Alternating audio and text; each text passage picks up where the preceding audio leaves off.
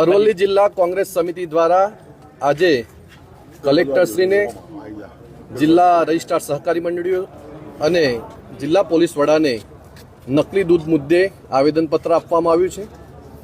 અમારી કોંગ્રેસ પક્ષની માંગ છે કે જે અત્યારે નકલી દૂધનો મુદ્દો જે ચાલી રહ્યો છે, જેની અંદર બાયડ તાલુકાની 4 મંડળીઓની અંદર જે જથ્થો હોવો જોઈએ એના કરતાં વધુ જથ્થો ભરાયો છે.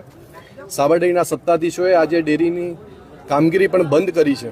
આપ સૌ જાણો છો એમ નકલી દૂધ જે બાળકોને આપવામાં આવતું હોય છે અને જે નકલી દૂધના કારણે જે લીવર, ફેફસા સહિતની મોટી બધી બીમારીઓ થતી હોય છે, ત્યારે જે અત્યારે ચર્ચાઓ જોર પકડ્યું છે એમ નકલી દૂધની અંદર યુરિયા ખાતર, mutton tallow, caustic soda, detergent powder સહિતની વસ્તુઓ ભેળવી અને જે જથ્થો દૂધનો હોય એના કરતાં ખૂબ જથ્થો મોટો કરવાનો જ્યારે એક મોટું ષડયંત્ર ચાલી રહ્યું છે, ત્યારે સ્વાભાવિક રીતે જો આ ષડયંત્ર ની અંદર મોટા માથાઓનો જો સાથ ના હોય તો આ વસ્તુ શક્ય બનતી નથી.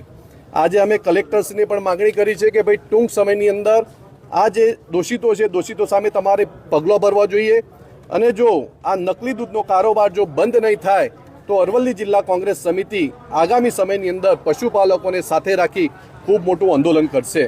કારણ કે નકલી દૂધના કારણે જે પશુપાલકો સાચા અર્થમાં જે દૂધ ભરાવતા હોય છે એમને નફો મેળવવાની વાત હોય, બીજી બધી વાતો હોય, એમાં ખૂબ મોટું નુકસાન પણ થતું હોય છે.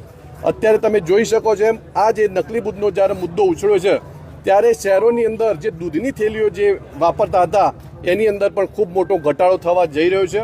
ત્યારે આ નકલી દૂધનો કારોબાર સત્વરે બંધ થાય એ દિશામાં કોંગ્રેસ પક્ષ પગલો ભરશે. અરુણભાઈ, તંત્ર છે એ આશ્વાસન આપી રહ્યું છે, કોંગ્રેસ કેવા પુરાવા સાથે આગળ વધી રહ્યું છે?